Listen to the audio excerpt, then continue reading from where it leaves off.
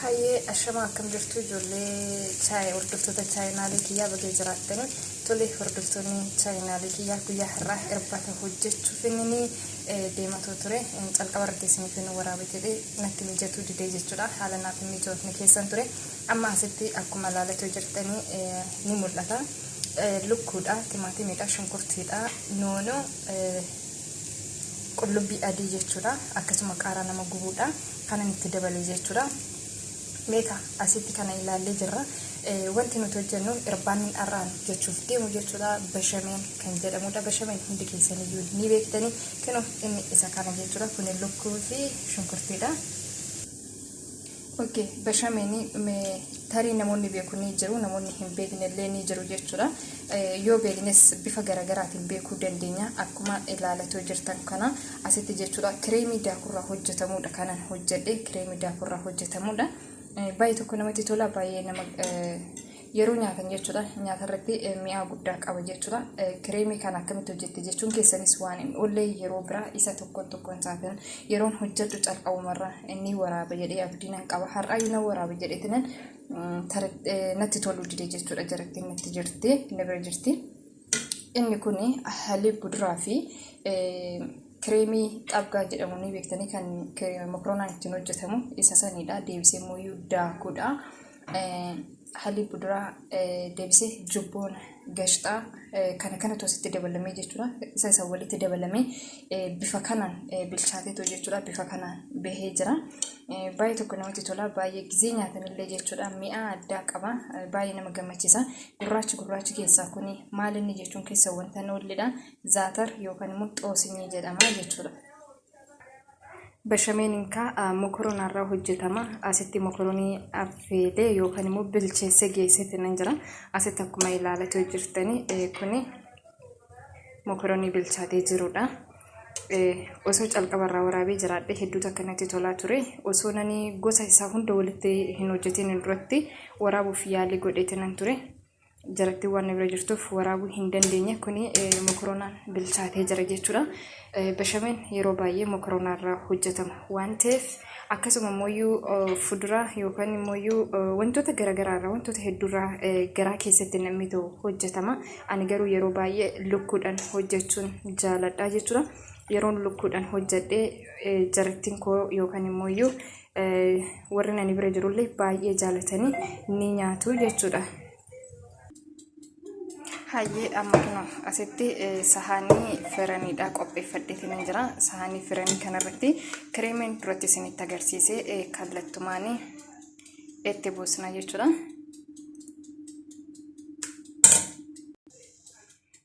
Tole bifa kanaan itti buusni geessinee jirra jechuudha. Geessinee jirra. Amma fidee mokorooniin irra dabalaa jechuudha.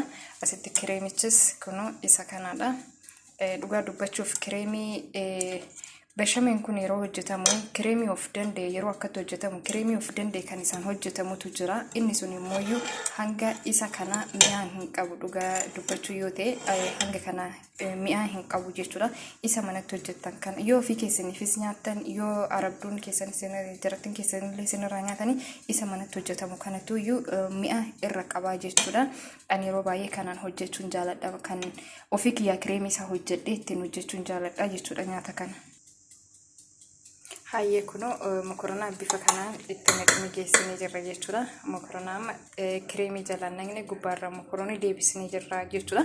Amma mooyyuu sugoon duratti isinitti agarsiisan jechuudha. Fideetinan asirratti naqaa jechuudha. Fideen asirratti naqee gubbaarran mooyyuu mokorooniidhaan shaffannaa jechuudha. Hanga xumura viidiyoo kiyyaan waliin turan affeerraa kiyya. Hayyee tolee amma lijoojii yookaan immoo lukkuu keenya itti naqannee geeffannee jirra kunoo bifa kanaanii akkanatti wal qixxeessinee too irra afnaa jechuudha yookaan immoo keessa naqnaa jechuudha dhugaa dubbachuu fi keessumatti iyyuu jechuudha obboleeyyan kiyya kan shamarranii kan jaarsa qabdan jechuudha nyaanni kun kan jaarsa keessanillee isinirraa jaallatu kan jaarsi keessanillee dhugaa dubbachuu fi nyaatee galata isiniif galchu yeroo hunda jaartii koo haadha warraa koo kan makkana na hojjedhu yeroo mara kan isiniin jedhu ta'a waan ta'eef dhuguma dubbachuuf hojjedhaa fitoo laalaa jechuudha. Fakkeenya amma yeroo baay'ee dhiironni keenya mokoroonii kan jaalannetu jiru jechuudha. Ejumaan harka mokoroonaa kan feennetu jira jechuudha. Bifa kanaan immoo yoo bifa garaagaraatiin yoo jijjiirretu hojjenne obboleeyyan keenya kan dhiiratis haa ta'u abbaa warraa keenyas haa ta'u kan nyaata sanuuf nyaachuu didu hin jiru. Amma kenoo bifa kanaan irra naqeetan jira jechuudha. Amma gubbaarran immoo maaltu nama mokoroonatu namaa jechuudha. Mokoroonaa gubbaarran walitti naqannee walitti deebina hangasitti. Hayyee amma mokoroonaa keenya gubbaarran naqnee jirra jechuudha. Kunoo bifa kanaan geessinee jirra. Hojiin isaa salphaadha garuu yoo akkatti ilaalan tarii dafee nama galuu dhiisuu danda'a. Wallaallee osoo hin taane tarii kallattii garaagaraatiin hojjechuu beekna waan ta'eef fakkeenya bashameenii kana akkana ni beekutti obboleettiin koo yookaan immoo jaallitiyya yookaan hiriyaan tiyya beekuu dhiisuu dandeessi. Isheenis bifa garaatiin jechuudha. Akkasitti waan beeknurraa yoo wal barsiifne baay'ee gaariidha jedheetti na yaada. Amma asitti maalan gubbaan naqa kireemii hafisanii gubbaarra naqaa jechuudha. Kireemicha sanii akka itti naqu walumaan ilaalla.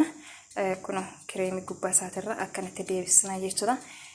Dhugaasiniin jira warroonni amma viidiyoo kana ilaaltanii yoo geessitan ammuma kana wal jedhaatu hojjedhaatu jechuudha. Bifa kanaanii irbaata keessan yookaan ijoollee keessaniif yookaan jaarsa keessaniif yookaan ofumaa keessaniif iyyuu hojjetadhaa nyaadhaa isiniin jedha. Kuno kireema keenyas bifa kanaan jechuudha. Gubbaa isaatirra naqnee geessinee jirra waan ta'eef amma mooyyuu gubbaarra maaltu nu hafee jubboon biibsaa kuno isa kana jechuudha. Jubboon biibsaa kana gubbaarraan ni goonaa jechuudha. Kuno jubboon biibsaa keenya bifa kanaan jechuudha. Gubbaa naqnee geessineetu jira.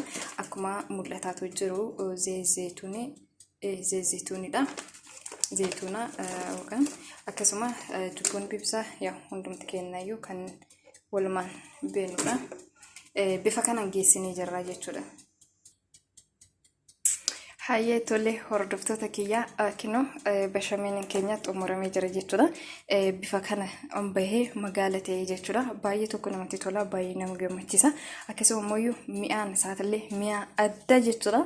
Tarii daabboodhaa jechuu akkanaan hin jenne inni kun inni beektu jubboonni yeroo bilchaate bunni ta'a waan ta'eef jechuudha.